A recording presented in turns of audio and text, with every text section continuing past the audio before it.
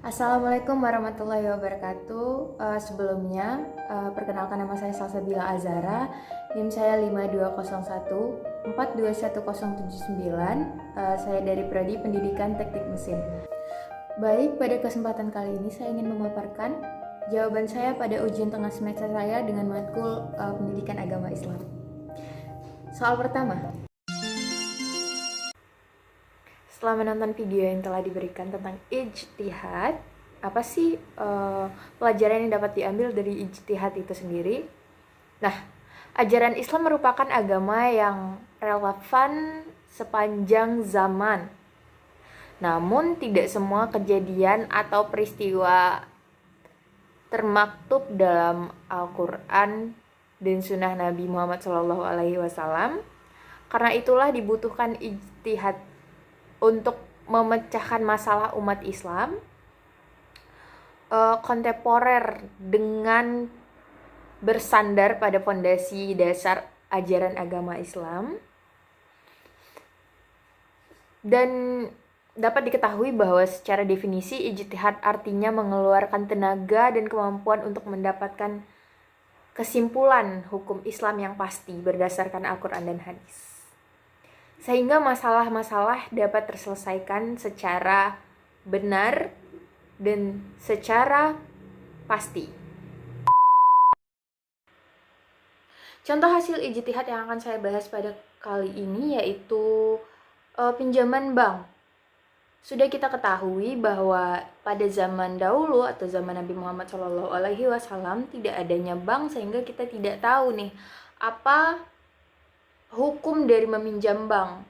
Nah, setelah digali dari syariat-syariatnya, maka ditemukanlah menurut Majelis Ulama Indonesia atau MUI nomor 1 tahun 2004 tentang ijtihad, melakukan pinjaman di bank yang menggunakan bunga termasuk dalam hukum yang riba atau diharamkan di dalam Islam, sehingga kita sebagai umat Islam mempunyai alternatif lain dengan membuat bank syariat Islam atau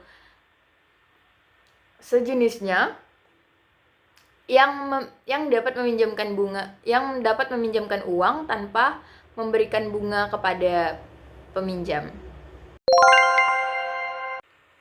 Sebagai manusia yang dilahirkan atau diciptakan memiliki nafsu, hendaknya kita sebagai manusia tersebut dapat mengendalikan nafsu kita. Karena apabila kita dapat mengendalikan nafsu kita, akal pikiran yang bisa mengendalikan jiwa kita seutuhnya, sehingga kita menjadi pribadi yang dapat menahan apapun godaan dan juga dipandang menjadi lebih baik.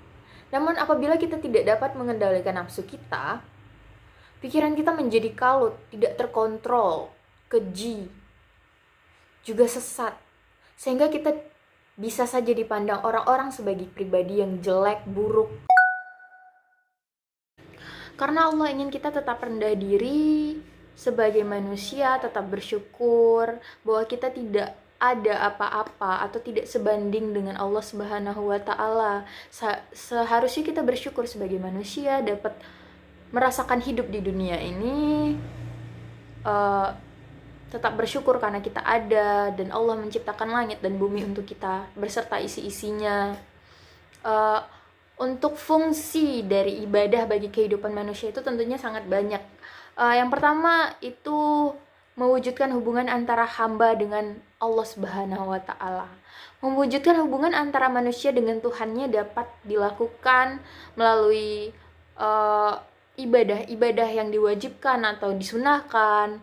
Orang yang beriman dirinya akan selalu merasa diawasi oleh Allah Subhanahu wa Ta'ala. Tentu saja ia akan selalu berupaya menyesuaikan segala perilaku dengan ketentuan Allah Subhanahu wa Ta'ala. Dengan sikap itu, seseorang muslim tidak akan melupakan kewajibannya untuk beribadah, bertaubat, serta menyadarkan segala kebutuhannya kepada pertolongan Allah Subhanahu wa Ta'ala.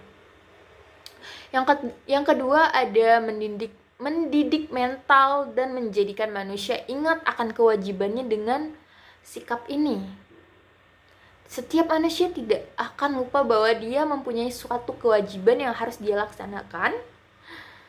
Setiap manusia tidak akan lupa bahwa ia adalah anggota masyarakat yang mempunyai hak dan kewajiban untuk menerima dan memberi nasihat.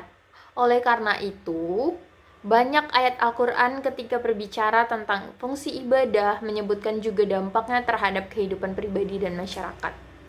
Nah, fungsi yang ketiga yaitu melatih diri sendiri untuk bersikap disiplin.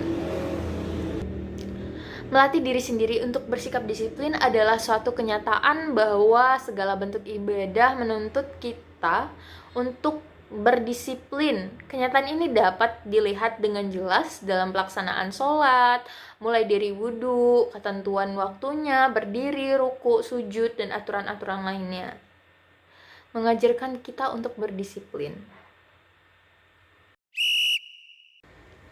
Definisi Islam sendiri adalah Islam dalam bahasa Arab merupakan masdar dari kata aslama yuslimu islaman, yang artinya taat, tunduk, patuh, dan berserah diri kepada Allah Subhanahu wa Ta'ala.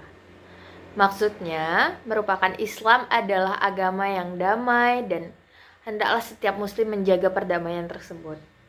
Agama Islam sendiri terdiri dari 4 aspek pokok, yaitu nilai tauhid, ibadah, akhlak, dan kemasyarakatan. Sekian pemaparan materi dari saya. Mohon maaf apabila ada kesalahan. Saya akhiri. Wassalamualaikum warahmatullahi wabarakatuh.